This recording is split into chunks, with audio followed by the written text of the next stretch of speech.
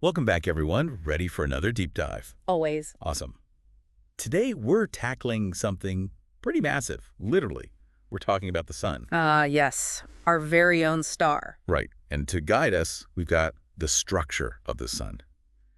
This source is packed with incredible facts. Like, did you know the sun loses millions of tons of mass every single second? Yeah, it's a mind-boggling amount, but that loss is actually crucial to how the sun functions, and it has some pretty big implications for the sun's lifespan and even Earth's future. Whoa, okay.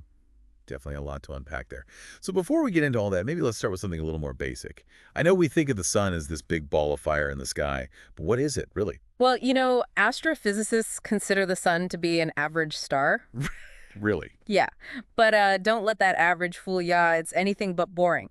We're talking about an absolutely massive ball of plasma. Basically, it's superheated gas where the atoms have been stripped of their electrons. Plasma, okay, got it. And that plasma makes up all the different layers of the sun, right? I know we often talk about the sun's surface, but I've heard that's not really accurate. You're right. The sun doesn't have a solid surface like the Earth does. It's more of a fuzzy boundary, and it extends way beyond our planet. Our source actually breaks the sun's structure into four main domains. We've got the interior, the surface atmospheres, the inner corona, and the outer corona. Okay, so kind of like an onion, but way hotter Yeah, and much more likely to give you a pretty nasty sunburn. exactly. All right, so let's start in the center with that mysterious interior. Let's talk about the sun's core. All right, so the core, this is where all the magic happens, or, well, so to speak. It's incredibly dense and unbelievably hot. I mean, we're talking temperatures reaching 15 million degrees Kelvin. This is where nuclear fusion takes place, the process that powers the entire sun. Okay, yeah, I remember learning about fusion back in school, but honestly, it was always so mind-boggling. Could you maybe give us a little refresher on how it all works? Sure. In the simplest terms, fusion is when lighter atomic nuclei, like hydrogen, are smashed together. And I mean smashed together under immense pressure and heat. And when they collide, they form heavier elements, like helium, for example. Okay.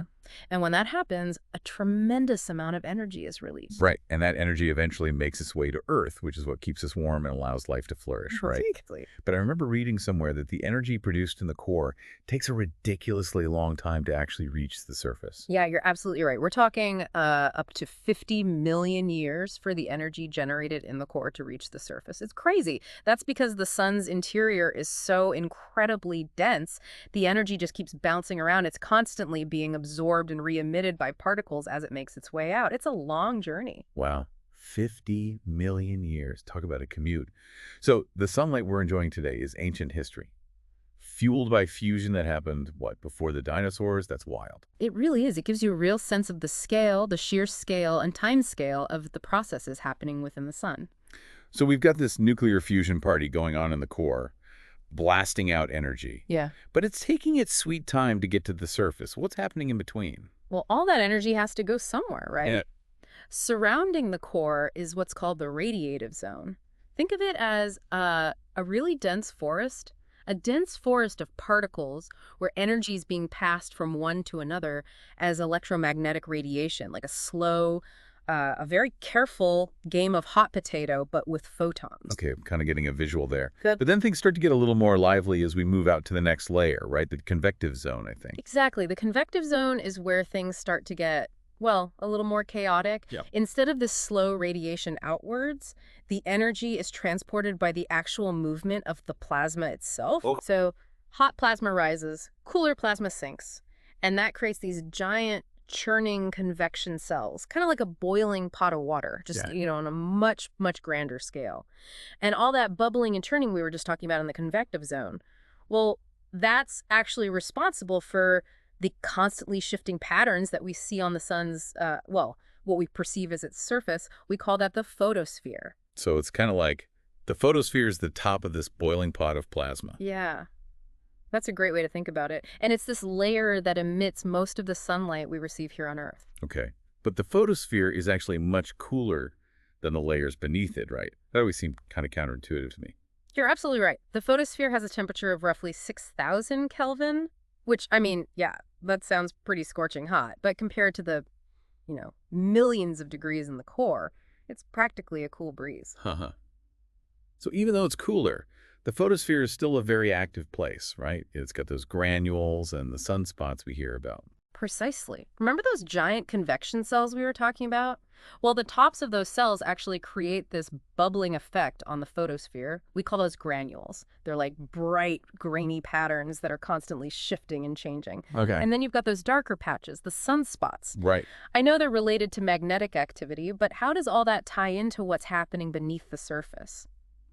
Well, as the charged plasma in the convective zone moves and churns, it generates these incredibly powerful magnetic fields. Right. And those magnetic fields can get pretty twisted and tangled because, well, the sun doesn't rotate like a solid object. Wait, what? The sun doesn't rotate all at once? Nope. It does something called differential rotation, which means different parts of the sun actually spin at different speeds. Oh, wow. So the equator rotates faster than the poles, and that can really mess with those magnetic field lines. So it's like the sun is doing the twist, but not all parts are moving at the same speed.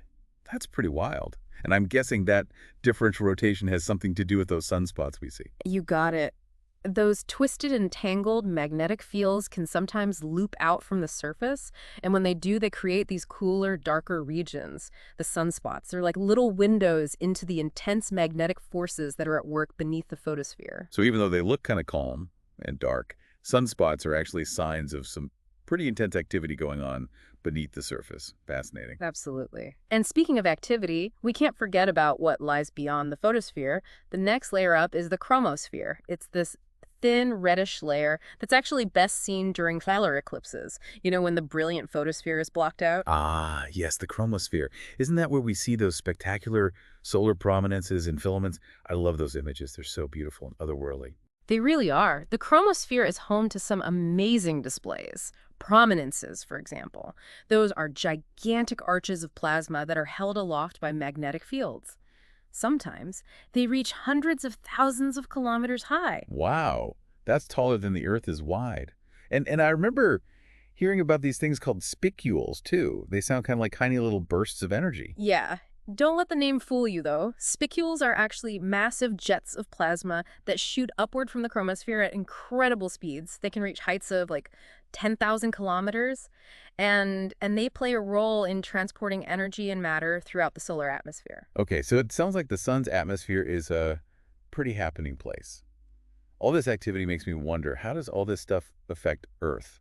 I know we're millions of kilometers away, but I've heard that solar activity can have some pretty significant impacts on us down here. You're absolutely right to wonder about that. Remember those coronal holes we talked about earlier? Those regions in the sun's corona where the magnetic field lines are open? Yeah, they're those dark open regions. Yeah. They kind of look like gaps in the sun's atmosphere. Well, those coronal holes are actually the source of the solar wind, a constant stream of charged particles that flows out from the sun at hundreds of kilometers per second.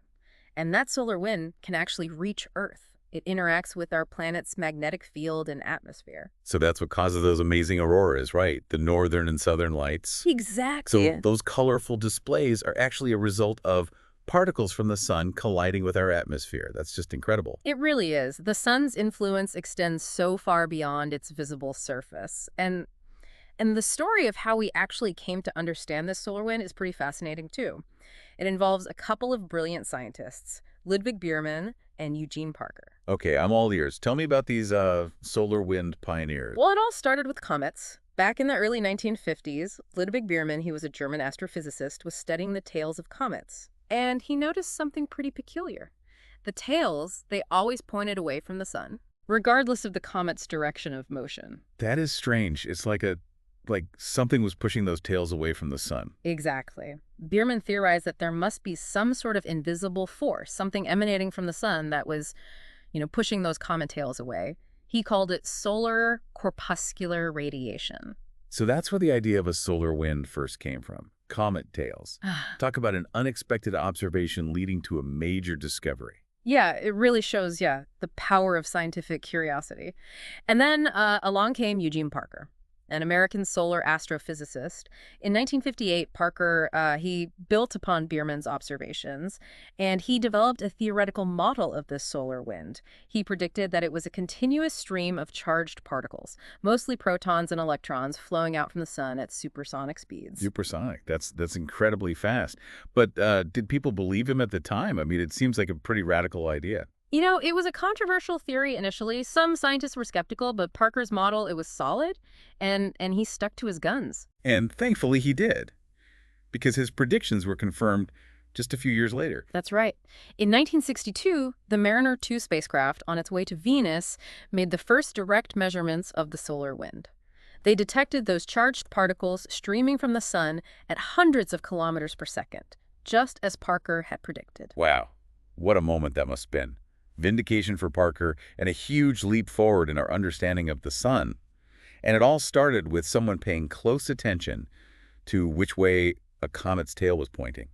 Amazing. It really is. It highlights how interconnected everything is in our solar system. Right. And the solar wind that we've been talking about, it has a pretty big impact on Earth, even though we're millions of kilometers away from the sun. Right, we were just talking about the aurora. So those spectacular light shows are a direct result of the solar wind interacting with Earth's magnetic field. Exactly.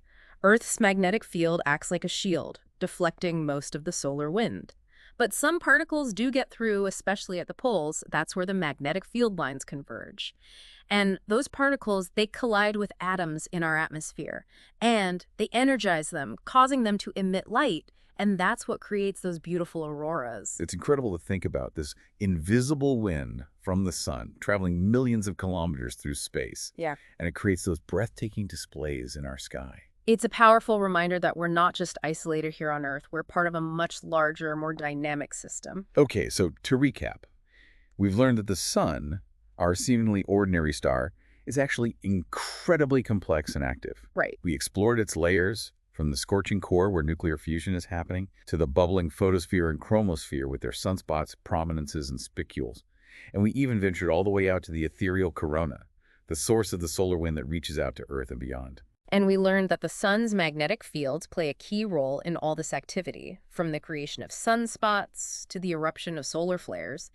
And of course, we've seen how the solar wind can cause those amazing auroras and even influence space weather.